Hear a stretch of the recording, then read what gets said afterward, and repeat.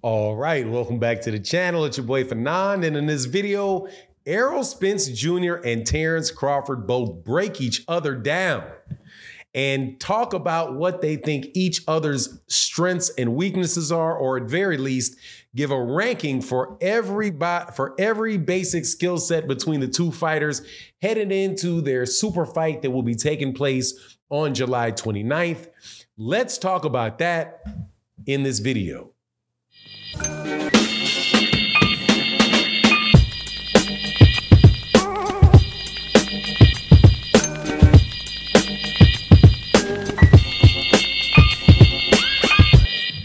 All right, welcome back.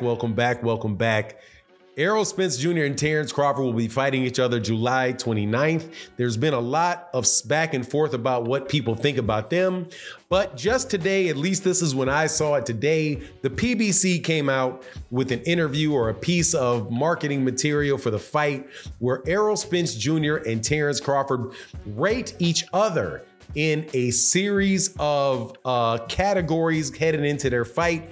And it's illustrative because it appears as if Terence Crawford thinks more highly of Errol Spence than Errol Spence thinks of Terence Crawford, which honestly, man, I would have thought it was the other way. So that is a big surprise to me.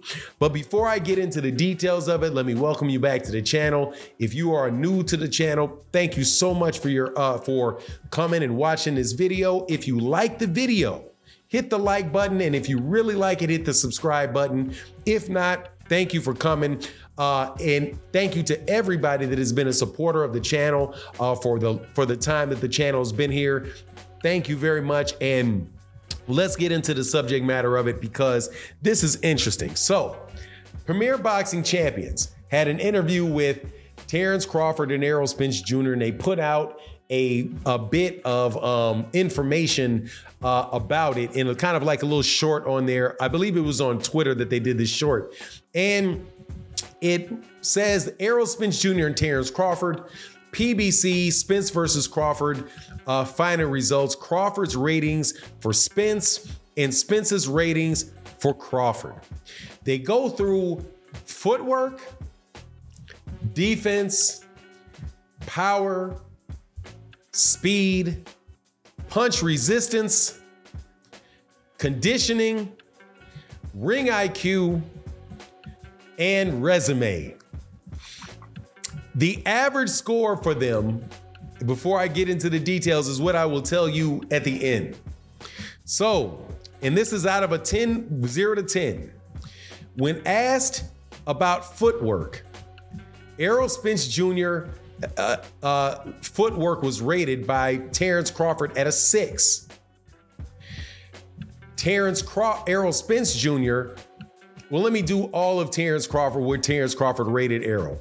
In footwork, he gave Errol a 6.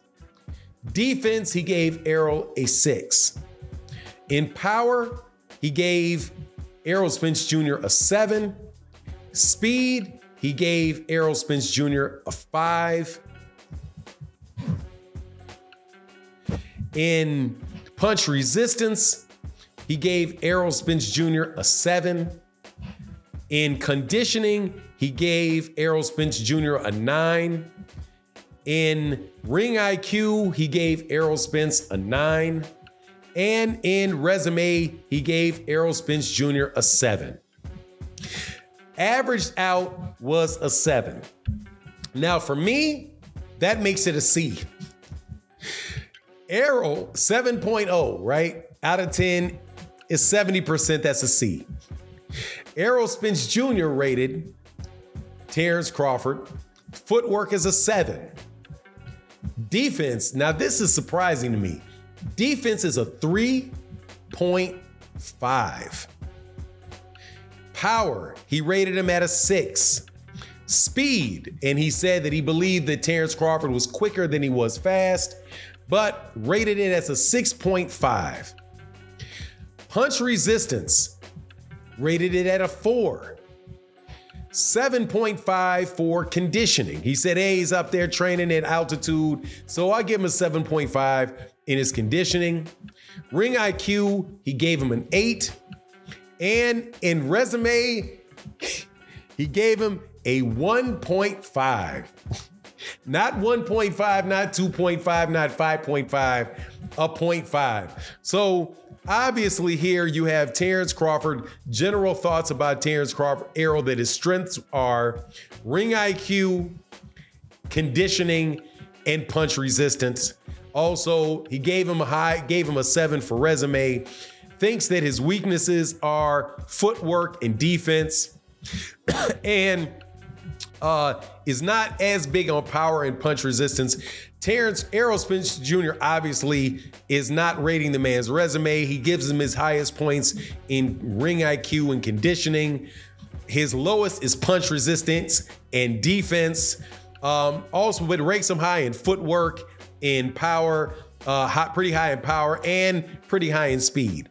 The glaring thing here for me with either side is that Errol Spence Jr. does not respect Terence Crawford's defense, and he does not respect Terence Crawford's punch resistance nor his resume.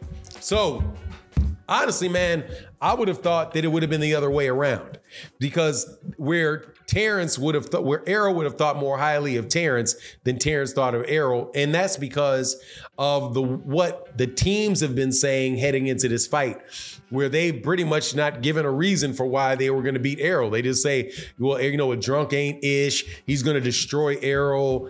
He's not going to stand there right there in front of Errol like the rest of these guys do. Just nothing really. Nothing really solid and concrete, just feeling as if Errol Spence Jr. doesn't have enough to beat Errol Spence doesn't have enough to beat Terence Crawford.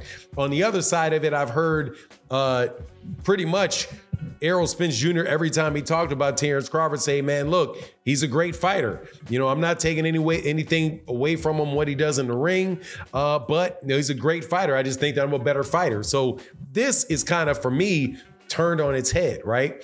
But at the same thing, I do think that it is a little bit more analytical as far as getting what they think. Now, please understand that when they're going through this, they don't really, what somebody considers a 5, somebody else may consider a 6. So it's not scientific, but certain things it does come out where you get what the person's strengths are relative to each other.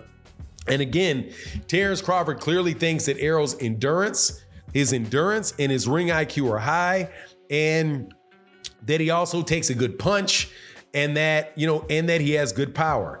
Where Errol just thinks the weaknesses of Terence Crawford is that Terence Crawford doesn't have good defense. Now, why would he believe that he doesn't have good defense? Probably because of the way that he holds his hands, and the fact that he is definitely somebody that has been hittable and has probably lost more rounds than Errol Spence Jr. has lost. If you look at and I probably will do this at a point in time, look at the average number of rounds won per fight, where Errol probably wins a higher percentage of rounds.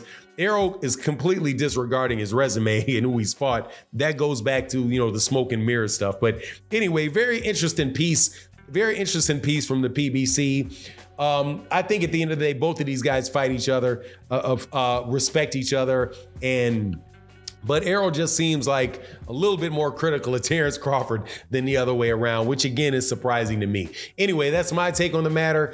You let me know what you think in the comment section. And with that, I'm out. Peace.